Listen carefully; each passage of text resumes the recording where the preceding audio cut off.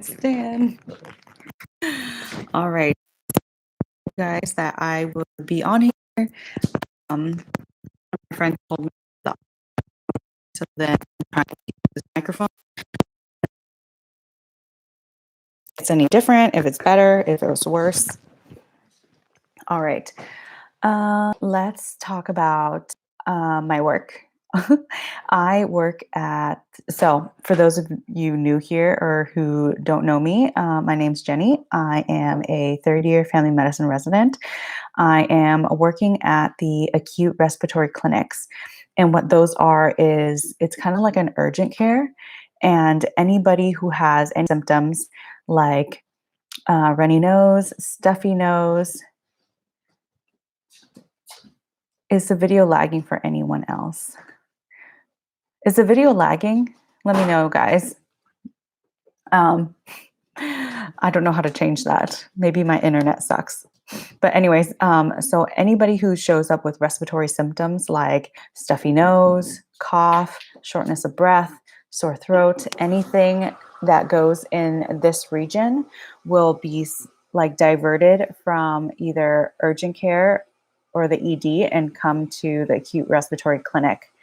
And for me, my job is to screen them and see if they meet criteria for more screening, either for the flu or for coronavirus.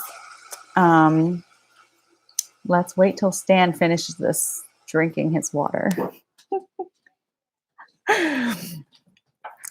So, hi everybody. Oh my gosh. Yeah, I don't know why my video is kind of laggy. Maybe my internet just sucks. But let me tell you guys the situation of like the PPE. So if you guys saw on my Instagram today, I posted a little video of me in our new PPE. It's kind of like a hazmat suit. And it zips up in the front. The issue with that is that you contaminate yourself when you like zip it down, and so you have to have two people kind of undress you. So in an ideal world, you would change your gown, your gloves, your mask, like everything with each patient visit. But when you're seeing like 100 people a day, and you're low on like PPE, which is like personal protective equipment, you can't really do that.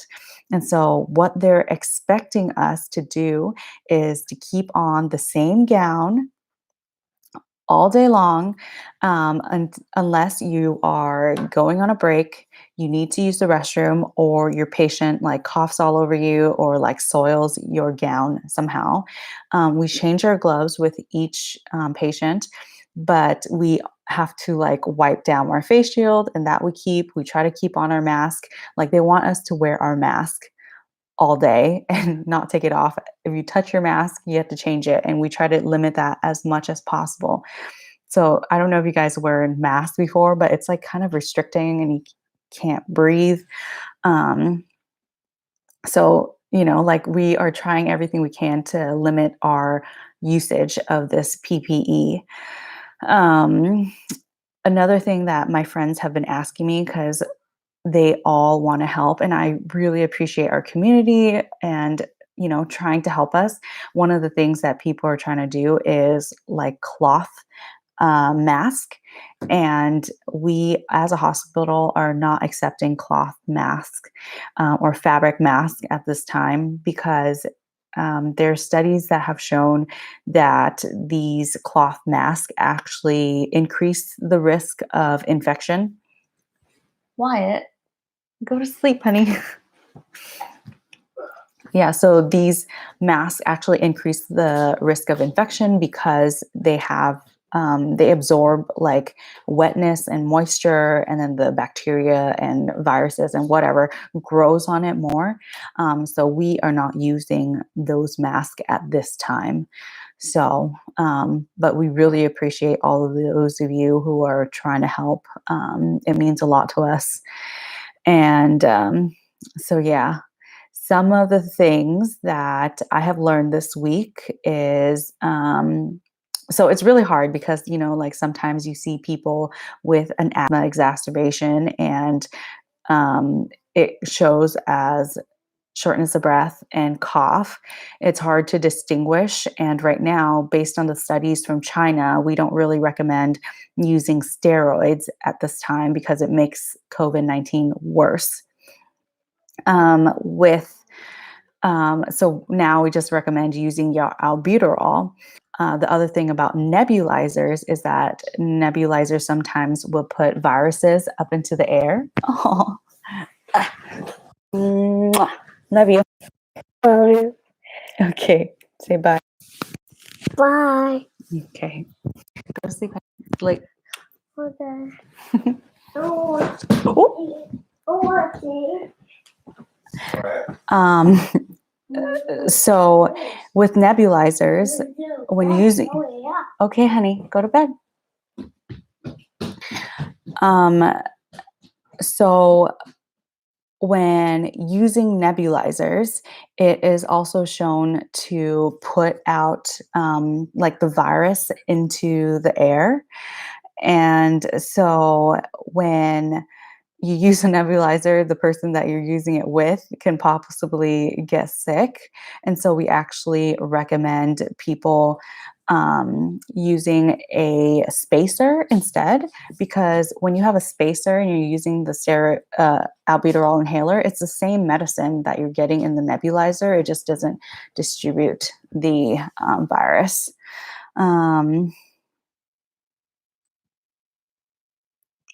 Yeah, so normally, like, we would be prescribing steroids for this, but I am not unless they're like really wheezing and stuff. And most of the time, it's gonna be fine. There's just like few studies based in China that said that if you have COVID-19, steroids can make it worse. So we're limiting it unless you really need it. Um,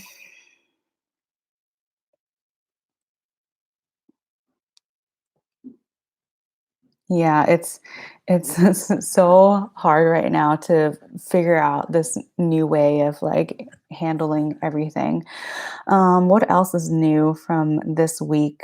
I think I just argued about with Stan. So he was showing me how. Oh, yeah. So the CDC also recommended that we try to not limit our use of ibuprofen because it's also known or shown to make it worse. They recommend using Tylenol as an antipyretic, which is to decrease your fever instead of using ibuprofen. I mean, if you need it to decrease your fever, like sometimes like you'll just have to use it. But they would say use Tylenol over ibuprofen at this point. Um, Wyatt? Yeah, that's him. Oh my goodness.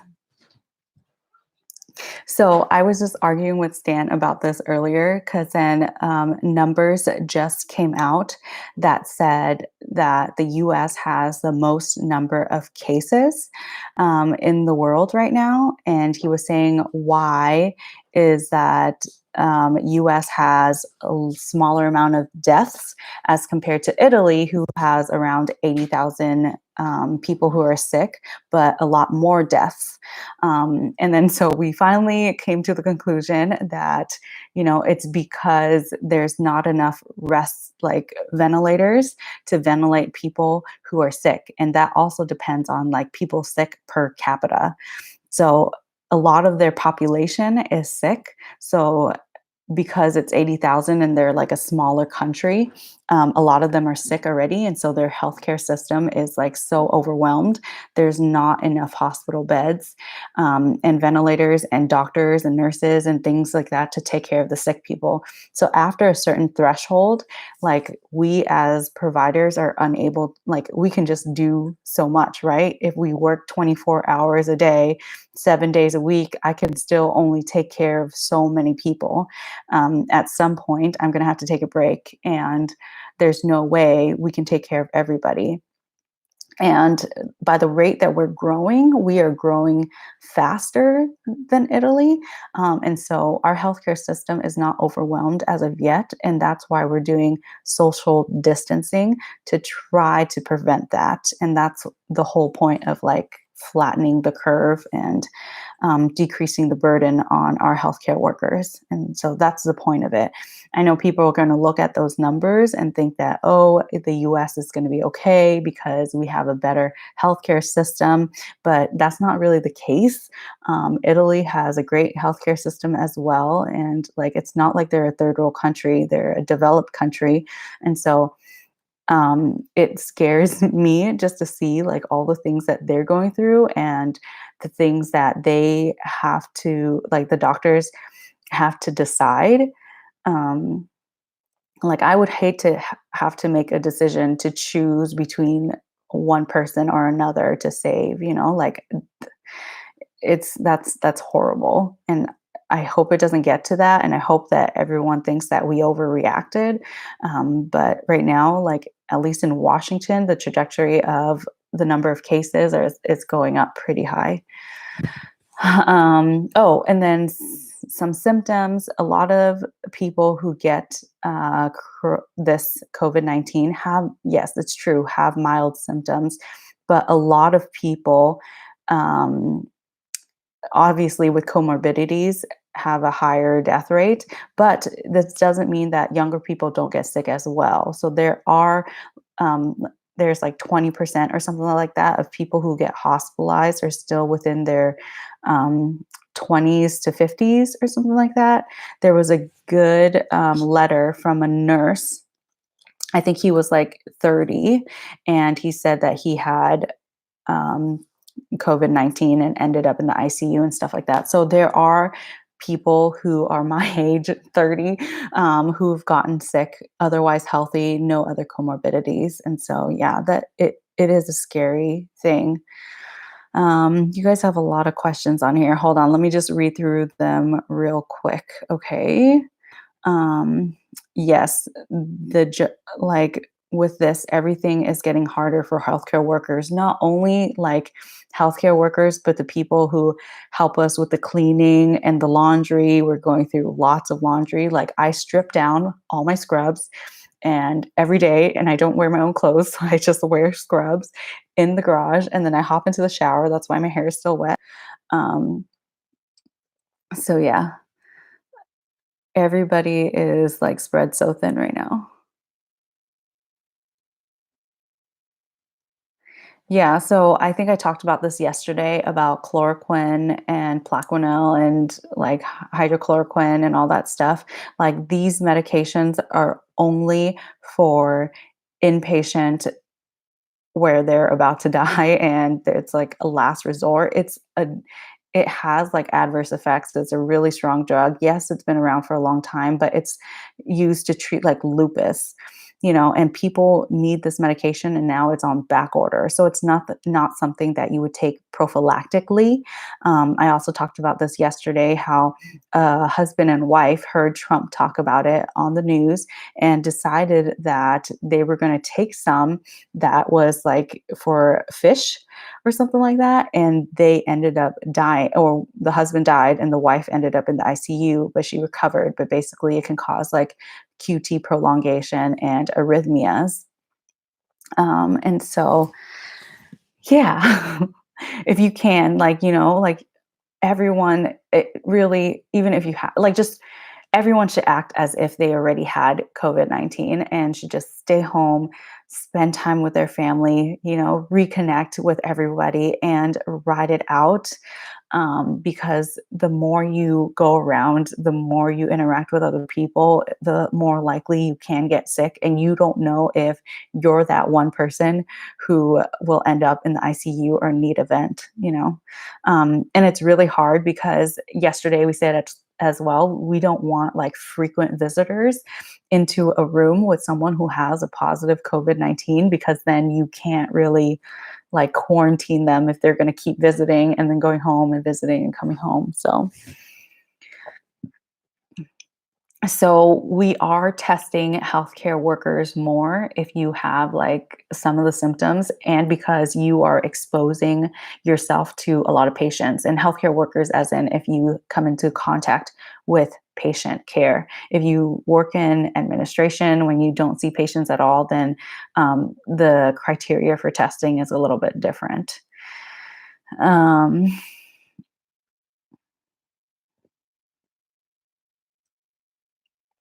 yeah.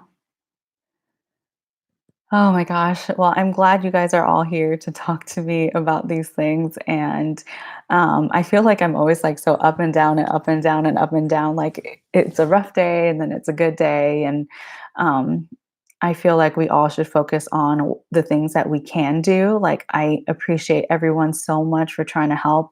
At the same time, like I really wish that people would just like stay home, especially when people come in to like the acute respiratory clinic and they have really mild symptoms. You know, I tell them that we do have limited amount of tests. Like we don't have enough of the solution to put the test in for the stuff to grow. And so we are being somewhat selective with the people that we test. Obviously, if you have comorbidities, if you have a chance of ending up in the ICU and needing a vent, like, yes, we want to test you. But if you're otherwise healthy, young person who has a mild cough and nothing else, then, you know, I tell you that the management is still the same. Like, we don't have any medicine. We don't have a vaccine. There's nothing shown that even if you were positive, that we would do anything different. Like if you have mild symptoms, we still tell you to go home, self quarantine, wash your hands, try to limit exposure to other people, wash or clean commonly touched surfaces. Um, and so, you know, our management is still the same. And so, testing you or not testing you would not make a difference because our recommendations are the same. And I think that that's what people need to understand. There is very a limited amount of test. In a perfect reality, we would test everybody, like in South Korea, like we would test everybody so we can self quarantine and actually quarantine the people that we know are positive. But in this America, we just don't have that capacity right now. Yeah. It's not like the demand is so high for these tests. It's because the government has not made enough of these tests.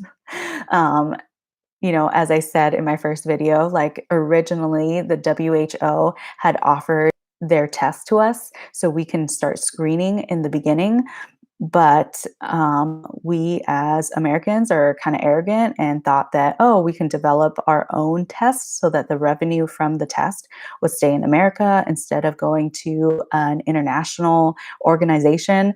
And so, because we were arrogant and we thought we had our shit together, and now it shows that we don't really have our shit together, you know? And so, we are not prepared for this. And then we don't have enough tests as compared to South Korea. They actually took the tests offered to them by the WHO and started testing a lot earlier and testing a lot more people. And if you compare to them, they had the same first case around the same time in January as we discovered our first case. They started testing right away. And as of a few days ago, they had no more new cases. As compared to us, we are having an exponential amount of new cases every single day. The number of deaths are like, you know, exponentially getting higher every day. Um, so yeah.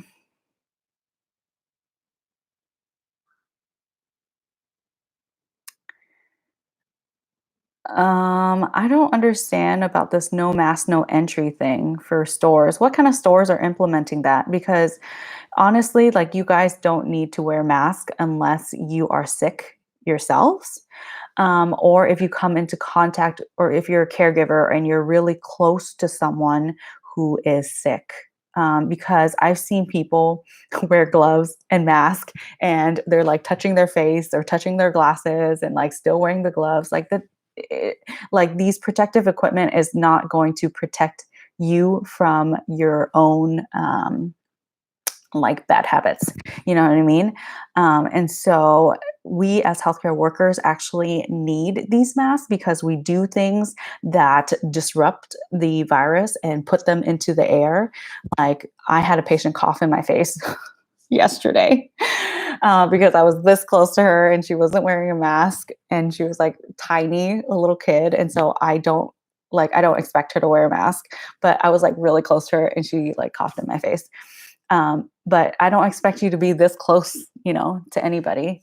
And unless you're like sticking a stick up to someone's nose, like into the back of their brain, or like giving them or intubating someone and disrupting all that and putting viruses into the air, then you really don't need a mask, right? Um, so yeah.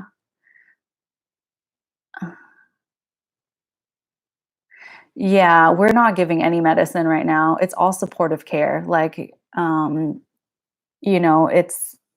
it's mechanical ventilation. When someone has like ARDS, it's just like, I wish I showed you pictures. Dr. Mike has really good pictures on his thing, but basically it's hard for you to breathe because you're not moving oxygen within your lungs, and it just takes time for you to fight off the virus and get better. But in the meantime, you need to breathe. And so unfortunately, like, okay, so how do I explain this? So, yes, there's lots of different viruses, and lots of different viruses cause different things. Like everyone is saying that this virus get hospitalized for the flu, and some people do die from the flu. It causes a huge inflammatory response, and so when you have this increase in inflammation, then you can have a heart attack. So yes, you can die from a heart attack, or you can have severe muscle breakdown called rhabdomyolysis, and then it kills your kidneys. And but a way to counteract that is if you get normal saline or like drink lots of fluid, things like that. Um, as for coronavirus, it's different because yes, it's a virus, but it causes like the severe pneumonia and like respiratory distress, and you're unable to like transfer oxygen in your lungs. And the only way to like get over this is if you get like oxygen therapy or like ventilation. And so it's like it's hard because we only have a limited amount of resources, and like yes, we can take care of people, but there are people, if there's too many people to take care of at one time, it's going to overwhelm the system. Okay, there's lots of questions here, so I might be missing some stuff. So someone said, but if someone has cough and isn't having any respiratory failure, are you guys giving them medicine? No, we're not giving anybody any medicine. Like, if you have a cough, we don't even know what it is. Like, we're not even screening you. Like, stay home. Like, there's no medicine. If you're about to die and we can't do anything to turn it around, then yes, we might try hydroxychloroquine or chloroquine or whatnot, but we're not even giving that to everybody. Most people just need ventilation and oxygen support. And the thing is that we don't have enough of that if too much of the population becomes sick at the same time. Mm.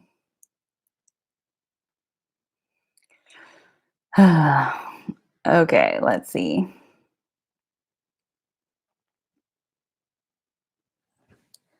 How am I dealing with stress? I'm probably dealing with it horribly. So I'm talking to you guys. I am documenting this journey because I'll probably look back on at it one day. Um, I am enjoying the little things and appreciating the little things. Like I walked by a bed of flowers today, and I noticed how beautiful the colors were, and I just lingered in that moment a little bit longer. I'm trying to do gratitude journaling. Um, spend time with my family, talk to you guys, and, like count my blessings basically. I have great, like, my co-residents are amazing, and I am so lucky to be at the residency that I'm in, and everybody's so supportive. Um, the work is hard. The hours are long. Um, and I do feel that, like, I put myself at risk every day for going to these clinics, but I'm practicing as much hand hygiene and, like, as much as possible. And I'm more worried that, like, I'll pass it on to someone else or my family. So, um, and then you hear about people in Italy who committed suicide because, the nurses who committed suicide because they ended up contracting COVID-19, and then worried about all the people that they've transferred it to, probably the feeling of guilt and stuff. So yeah, it's a hard time for everybody. And I hope that we just all come together. Um, because if we work together in this, like, we will get through this. The Spanish flu H1N1 lasted about a year, but then there was a lot of deaths, more than World War II and World War One and all that stuff combined. So the estimation for this pandemic is about 18 months. I'm hoping it's shorter because I'm just so over it already. But we'll see. Take it day by day, right? Kids are not in school. Yeah, that's horrible. I don't know what to do about that. We got to ask Stan, like, he's holding it down. We are doing lots of art projects. I'm raising, like, the next Picasso. Um, and luckily, like, Wyatt is 3 and London is 8 months, and so there's really no, like, curriculum that, like, they actually need to learn. So we do, like, ABCs, and then lots of art. We try to dance together, go outside when we can, and I don't know. We don't have a real curriculum. It's also hard for some of the teachers because the teachers are required to do, like, an online curriculum, and then, also teach their kids who are home as well. So I appreciate everybody who is working together on this. Um, it's hard too because I all my tests are canceled. Like, I had a board exam that was scheduled in, New Orleans, a few weeks ago. That was canceled. I have a written exam to become board certified. That was canceled. I just got an email today saying that they don't know when they can open up test centers, and they're hoping, like, to open them locally. But they still don't know when they can, like, officially say that's going to open because we don't know what the progression is going to be like. But the place that I was supposed to graduate at said that they're going to close indefinitely. I don't know if we're going to have graduation. I know we're all hoping that this will die down, with the summer months, but I have no idea. So I think, like, the unknown is what is kind of, like, miserable right now. Yeah, I feel you guys. A lot of us, graduation got canceled. Man, I had this whole trip planned out to travel after residency. Like, you guys don't even understand. Like, I went to 4 years of college, 4 years of med school, now 3 years of residency, had 2 kids. Like, I plan to go to Japan and Singapore and Bali, and I don't know, just, like, do this whole international trip, and now all those plans are canceled. And I don't even know when I'll be able to take time off in my career to kind of go on something like that again, like, and I'll have time off now after residency, but I don't even know if we could go anywhere. And I'm kind of scared to visit, my mom or, like, Stan's mom because she's immunocompromised. And, like, I want to go visit people and I want to see them, but at the same time I have like I would feel so guilty if I visited them and then something happened to them and they got sick, I would feel horrible. But yeah, so it looks like a lot of you guys are in the same boat, and maybe we should just all do a hangout and but yeah.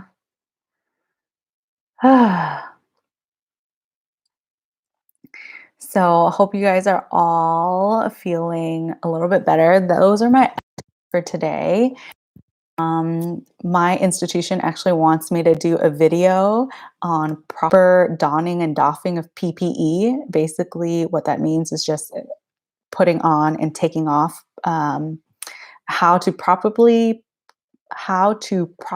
put on PPE.